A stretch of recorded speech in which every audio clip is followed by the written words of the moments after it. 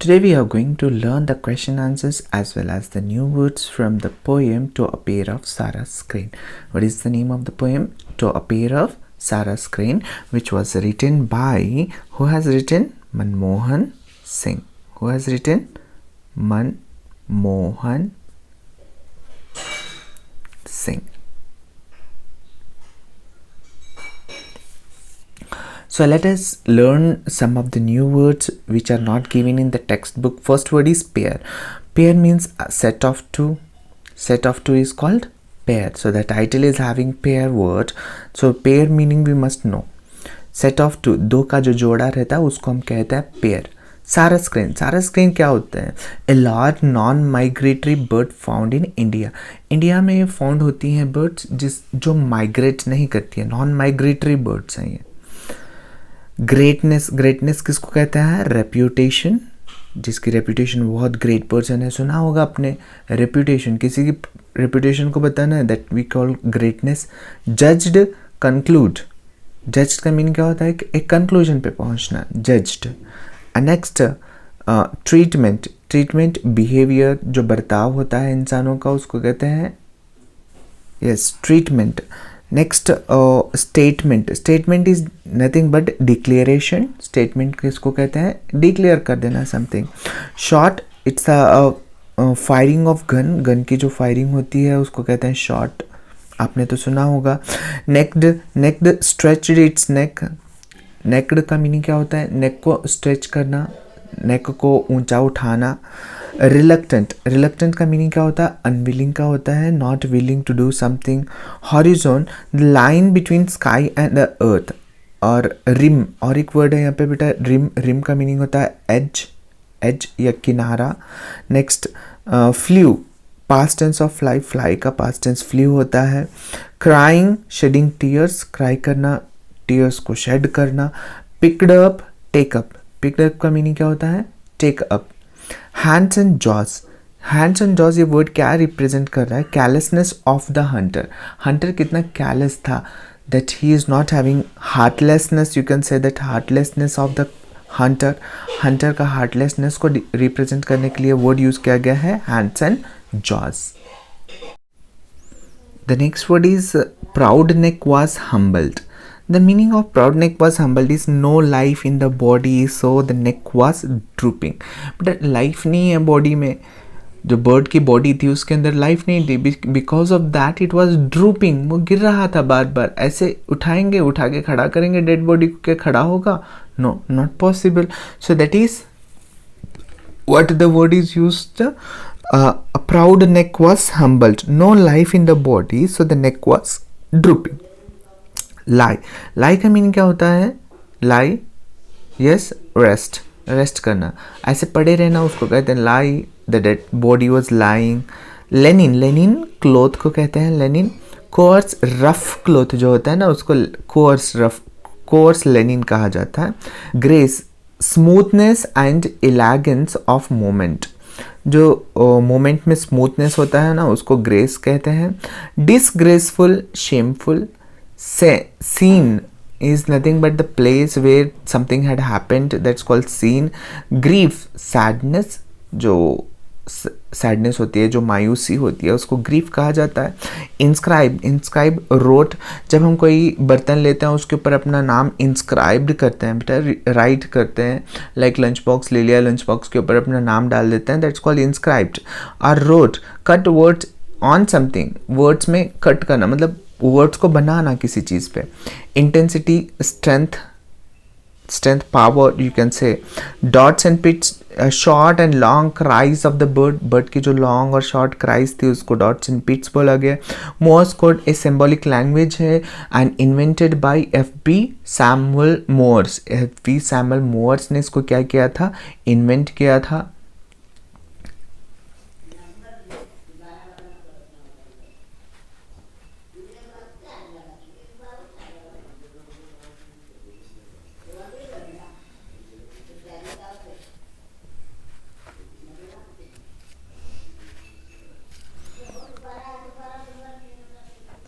Next word is transmitted, it is a past tense. What is the meaning of transmitted? Sent.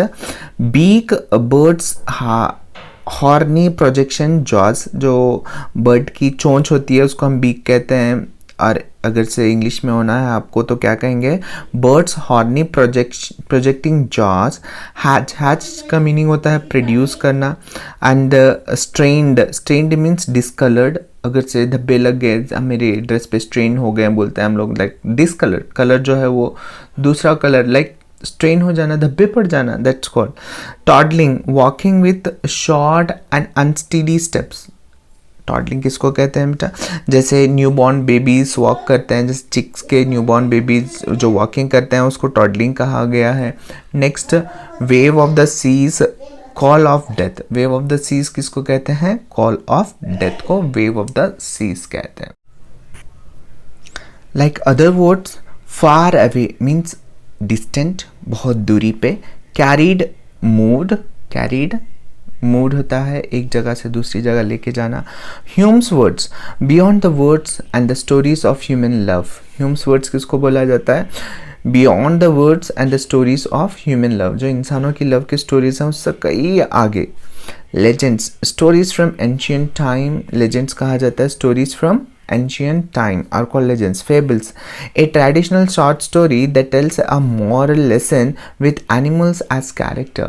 Fable किसको कहा जाता है बेटा? It's a traditional short story. एक short story होती है, ट्रेडिशनली आई हुई रहती है, that tells a moral lesson with animals as character. उसमें कैरेक्टर्स कौन होते हैं? Animals always used as character. So let's start the first question in your textbook. These are the textual questions which we are going to learn today. The time of the day suggested in the poem is.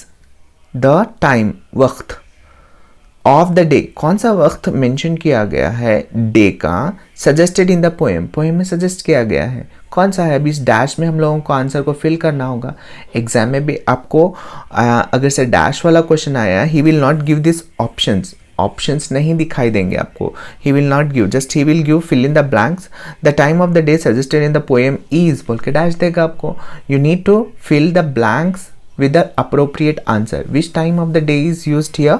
Yes, exactly, sunrise is the right answer. Next question we are having is, the sun is described as a reluctant sun. It means that sun को क्या बोला गया है? Describe कैसे किया गया? Describe करना मतलब एक्सप्लेन करना. सन को कैसे एक्सप्लेन किया गया है? डिस्क्राइब, रिलक्ट कर रहा है सन. क्या कर रहा है? रिलक्ट का मीनिंग हम लोगों ने देखा था, हिचकिचाना होता है, अनविलिंग होता है. So here the sun is unwilling for what? To rise. It means, इसका मीनिंग क्या है? एक्चुअली यहाँ पे 4 ऑप्शन दिए हुए हम आपको. The sun was unwilling to rise, the sun was unwilling to rise, ये तो हो ही नहीं सकता. ऐसा विलिंग और अनविलिंग सन के हिसाब से चलता है क्या डे या नाइट? नहीं चलता. The male bird was impatient, the male bird was बहुत इम्पेशेंट था, मतलब बेसब्रा था, वो उतावला हो रहा था कि सन को बाहर निकालो. No, it was also not that. It was bird's feeling that the sun was reluctant to rise. ये बर्ड की फीलिंग है कि सन क्या कर रहा है? रिलक्ट कर रहा है. Yes, this is the right answer. So we have written the answers down, you can check out. Can you see the answer? Yes.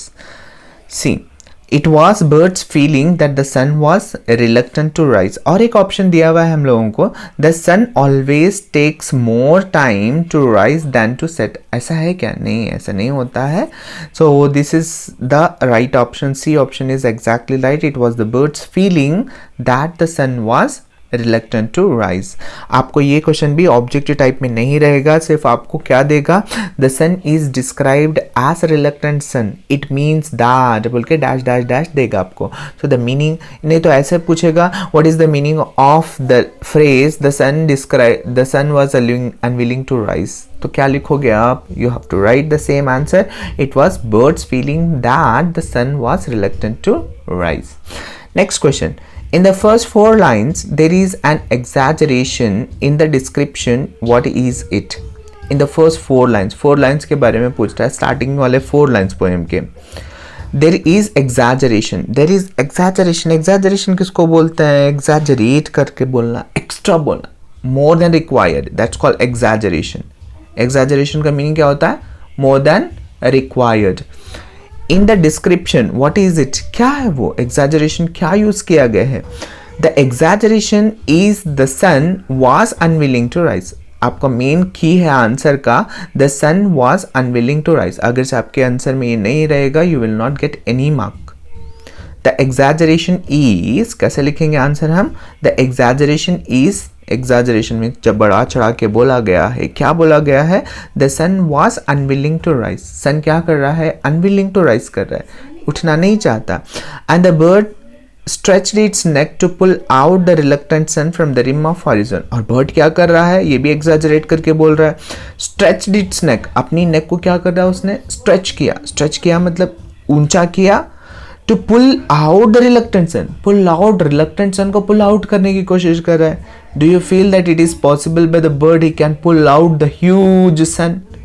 no, not possible from the rim of horizon. So you have to write the word the sun was unwilling to rise and the bird stretched its neck to pull out the reluctant sun from the rim of horizon. Next question. In third we are having A and B. This is the A answer and this is the B answer. What is the figure of speech used here? यहाँ पे कौन सी figure of speech use की गई है बेटा? जहाँ पे भी exaggeration होता है, बड़ा चढ़ा के बोला हुआ रहता है, याद रखिए कि वहाँ पे hyperbole use किया हुआ रहता है. What is that? Hyperbole. So the figure of speech used here is hyperbole. जहाँ पे exaggeration होगा, like I say sometimes I am so tired that I can sleep for a year. Do you feel that I can sleep for a year? Not possible beta. So it is called exaggeration and it is called hyperbole. The figure of speech, if he asked you that you need to write that hyperbole. How was the majestic neck humbled by the hunter? Majestic neck को उसने कैसे humbled कर दिया? Humbled करना is nothing but modest, making modest, मायून कर देना बेटा. उसने कैसे कर दिया? वो जो proud neck था बेटा, proudly वो जो stretch किया था अपने neck को, for what? To pull out the reluctant sun from the rim of horizon. तो उसको hunter ने कैसे humbled कर दिया? This question appeared in 2016. कब appear हुआ है? यस 2016 में ये क्वेश्चन आ चुका है ऑलरेडी. द हंटर क्या करता है बेटा? The Hunter picked up the birds body by it's hands and jaws. Hunter ने क्या किया? उसकी बॉडी को पिक्ड अप किया with hands and jaws.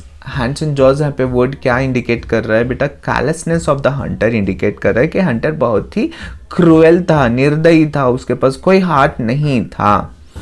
And stuffed, और उसने क्या कर दिया? उसको स्टफ का मीनिंग होता है पुट इनटू. उसने पुट कर दिया किस में? Into a bag. बैग के अंदर उसने भर दिया उसको. जस्ट लाइक, जैसे the same way one puts dirty clothes into a washing bag. जैसे एक इंसान क्या करता है? डर्टी क्लोथ को वॉशिंग बैग के अंदर पुट करता है, स्टफ करता है. The same way the Hunter ने क्या किया बेटा? उसकी बॉडी को हम्बल कर दिया, मायून कर दिया. Not treated properly, you can say. Understood? So just जब याद कर रहे हैं हम लोग, कैसे याद करना है? The hunters picked up the birds by its hands and jaws and stuffed it into a bag. यहाँ पे आके रुकेंगे बेटा, यहाँ से यहाँ तक एक साथ याद करना है आपको. The hunters picked up the bird by its hands and jaws and stuffed into a bag. कैसे याद करना है? The hunters picked up the bird by its hands and jaws and stuffed it into a bag, just like one puts dirty cloth into a washing bag. So in this way you need to learn better. If you are by heading that humble, the bird, the hunter humbled, the hunter humbled, you cannot by head them. Understood? So you need to learn from here to here first and from here to here then second. Okay, let's move to the next question. The expression picked up hands and jaws, क्या expression है? He picked up hands and jaws. इतना, इसका meaning क्या बोल रहा है? Suggest, क्या suggest कर रहा है? और else he can ask the phrase picked up hands and jaws means, ऐसे भी पूछ सकता है आपको question. So you must be ready. इसका मीनिंग आपको याद रखना है. मेन चीज है इसका meaning. Picked up hands and jaws का मीनिंग क्या होता है? इसका मेन मीनिंग है बेटा कैलसनेस ऑफ द हंटर. हंटर का जो कैलसनेस है. अब ये कैलसनेस को किसको क्या कहेंगे? क्रुएलिटी भी दिया मैंने सर, अर्जेंसी, हार्टलेसनेस, कैलसनेस, अब carelessness of the hunter, this is the answer we have written here. Why we can't write this heartlessness of the hunter? इसका मीनिंग वही होता है. cruelty of the hunter, इसका मीनिंग भी वही होता है. ये अर्जेंसी नहीं होता. लेकिन बेटा जब heartlessness, cruelty इन दोनों को हम कंबाइन करके बोलते हैं, उससे बुरा था उसका मन ये नहीं था कि थोड़ा सा भी रहम नहीं था उसके पास, इसलिए careless word is appropriate here. careless क्या होता है? इन दोनों cruelty और heartlessness से भी डेंजर पर्सन को हम carelessness कहते हैं बेटा. carelessness ऑफ द हंटर यहाँ पे एक्सप्रेस हो रहा है. Let's move to the next question. Next question is very easy, that is 6th question. Dash is compare to dirty linen. बेटा इस पोएम में मैंने एक्सप्लेन किया हुआ है. If you did not see that poem, just go to the poem and check out what is the meaning of this dirty linen. Dirty linen किसको बोला गया है बेटा? Complete the sentence by using the correct option. यहाँ पे हमें 4 option दिए गए हैं, इसमें से कौन सा अप्रोप्रिएट है उसको यूज़ करना है वहाँ पे.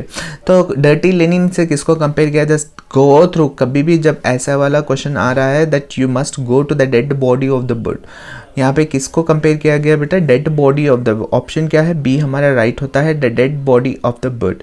तो दूसरा option the proud neck was of the bird, ये तो नहीं होता है. The hands in the jaws of the bird नहीं होता है. Majestic material of the bag, no.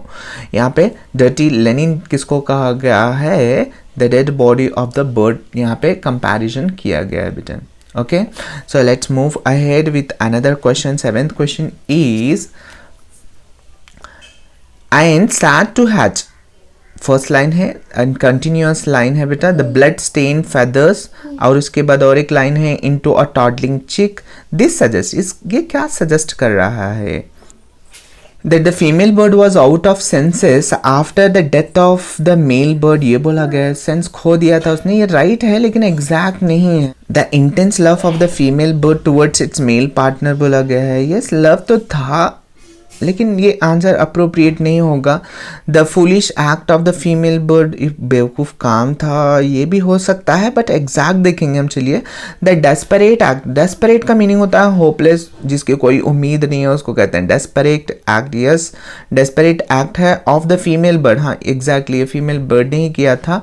To bring the male bird back to life. क्या कोशिश करी है? मेल बर्ड को वापस लाइफ में लाने की कोशिश करी है. Exactly, this is the approved, most appropriate. They all are like similar answers, but the most appropriate we must choose. This is the D option, the desperate act of the female bird to bring the male bird back to the life. अगर से आपको ऐसा पूछा गया what does this lines mean, ऐसे पूछा या suggest पूछा गया, that same answer you have to write there.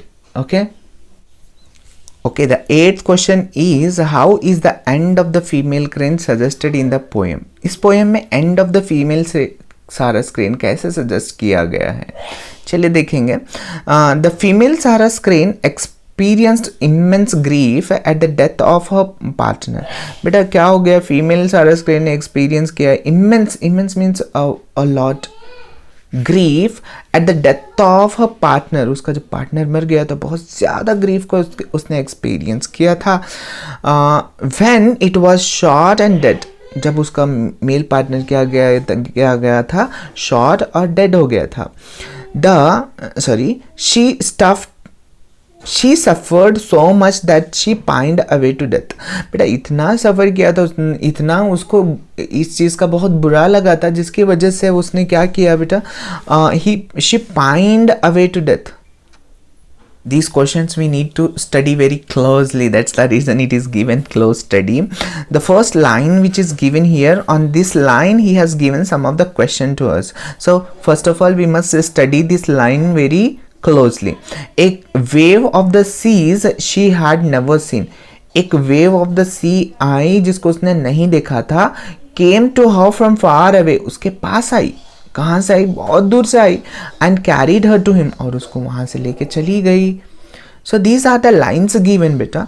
तो इसका मीनिंग हमें समझ में आ जाएगा, तो that we can write the answers which the questions which he has given. So first question what he is asking, but in the examination you will never get this kind of sentences and he will ask you some 3-4 questions because the pattern of the question paper is not so. Then why to study? क्यों पढ़ना चाहिए? Because ये direct question पूछ सकता है बेटा, what does a wave of the sea refers to, direct पूछ सकता है, बिना ये सेंटेंस दिए के भी पूछ सकता है हम लोग। Question is asking what does a wave of sea refers to, wave of sea किसको बोला गया है? Definitely a wave of sea refers to the call of death. क्या आपने कॉल ऑफ डेथ को देखा है? नहीं देखा है, इसलिए यहाँ पे सेंटेंस में क्या बोला गया है बेटा? A wave of sea she had never seen, जिसको उसने कभी नहीं देखा, she had never seen. So वो आपने देखा है क्या डेथ को? नहीं नहीं नहीं देखा है। उसी तरह इसने भी डेथ को नहीं देखा था, इसलिए बोला गया a wave of seas means refers to the call of death. What hadn't the female bird seen before, female bird ने किसको नहीं देखा था? हैडंट सीन, नहीं देख चुकी थी वो, किसको नहीं देख चुकी थी? That call of death you can say. यहाँ पे मैंने थोड़ा सा डिटेल में लिखा, a wave of the seas refers to the call of death which had come to carry the bird's soul away, so the bird had not seen it before. बेटा wave of the seas किसको refer किया गया है? Refers to the call of death, call of death को refer किया गया। विच had come to carry the bird soul away, so the bird had not seen it before, इसकी वजह से क्या आपने देखा है, वैसे उसने भी नहीं देखा था बेटा। What figure of speech is used in the extract means ये जो extracted lines दिए हुए हैं, इसमें अगर से आपको पूछा गया कौन सा figure of speech use किया गया है, so what you write? So here the two figure of speech are used here. What the first figure of speech? Personification is used and the second one is euphemism is used. So how sir हम लोगों को exam में दिया गया sentence दिया हुआ रहता है बेटा,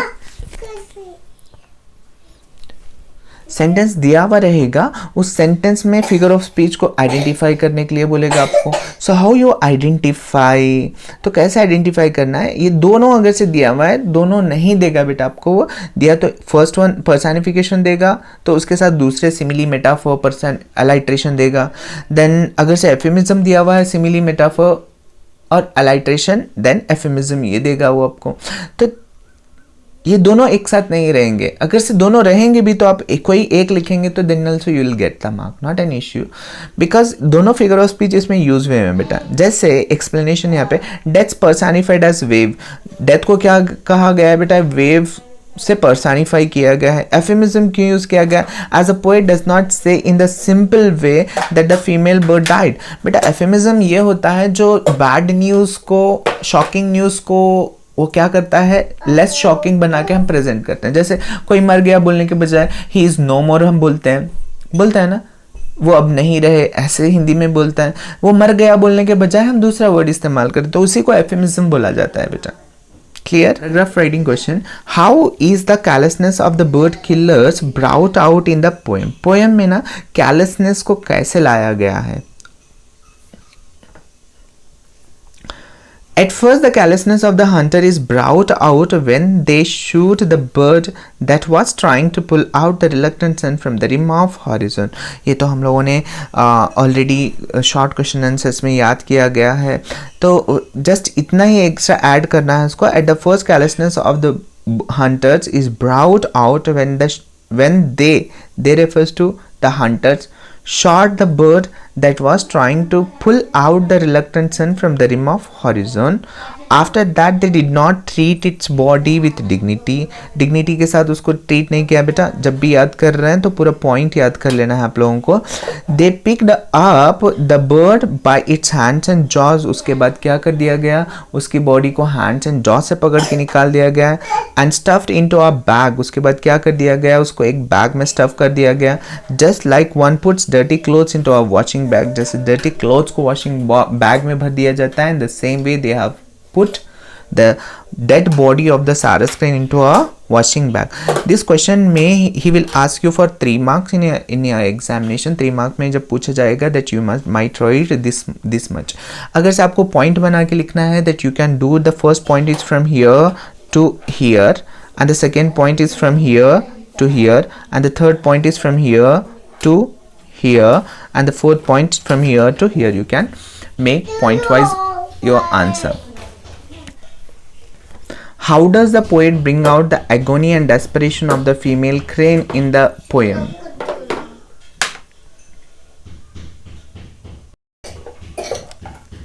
How does the poet bring out the agony and desperation of female crane in the poem. Poem में एगोनी और डेस्परेशन को कैसे बाहर निकाला गया है, कैसे पोएट ने एक्सप्रेस किया है, जैसे देखिए.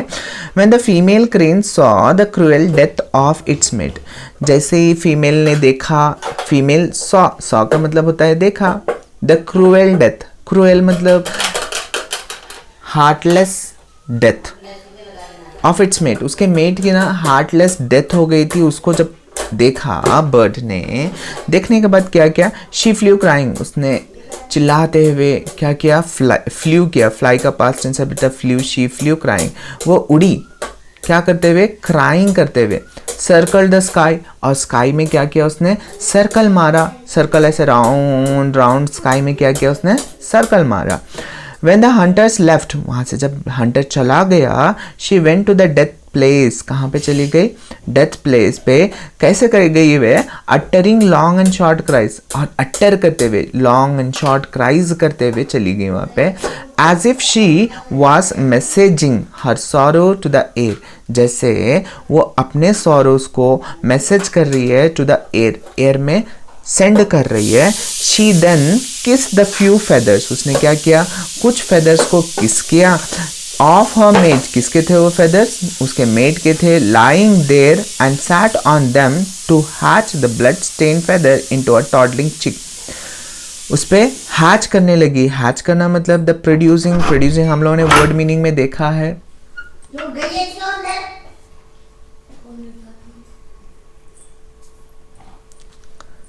Hatch them the blood stained feathers into a toddling chick. उसने क्या करने की कोशिश की बेटा, एक टॉडलिंग चिक में कन्वर्ट करने की कोशिश की. Then she pined away to death, और उसने क्या किया, डेथ को अपने गले लगा दिया.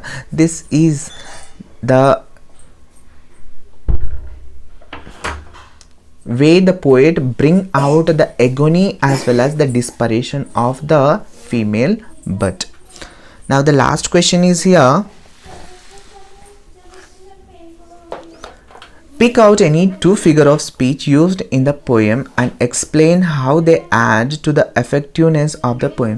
बेटा क्या बोल रहा है, pick out any two figure of speech बोल रहा है बेटा. हम लोगों को दो फिगर ऑफ स्पीच को हम लोगों को क्या करना है, पिक आउट करना है पोएम में से, एंटायर पोएम में से दो फिगर ऑफ स्पीच निकालना है.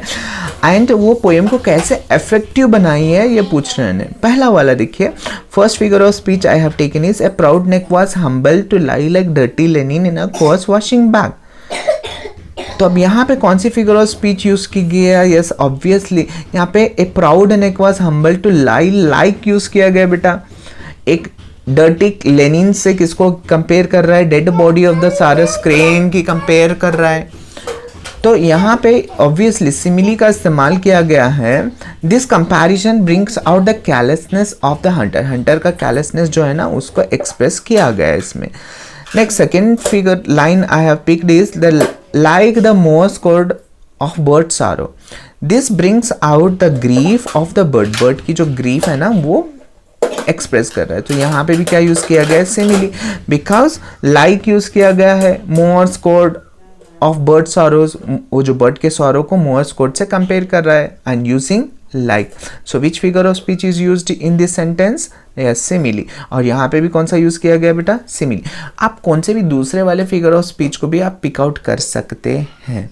सो अब एक्स्ट्रा क्वेश्चन आंसर्स हैं, हम नेक्स्ट पार्ट में हम एक्स्ट्रा क्वेश्चन आंसर्स को सीखेंगे. अब यहाँ पे हम आज स्टॉप कर रहे हैं. ये आपके सारे टेक्सचुअल क्वेश्चन आंसर्स फिनिश हो चुके हैं. Thank you, have a good day.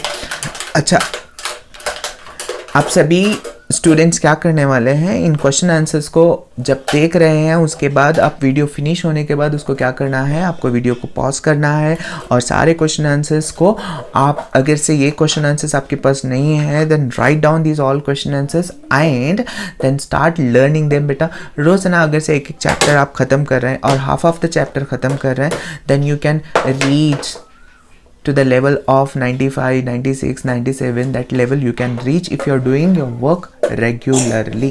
Regularly आप एक डिसाइड कर लीजिए, आज मैं आधा क्वेश्चन आंसर्स फिनिश कर दूंगा, मैं नेक्स्ट डे आधे करूंगा, या एक दिन में अगर शॉर्ट पोएम है तो एक दिन में ही पूरे क्वेश्चन आंसर्स फिनिश कर दीजिए.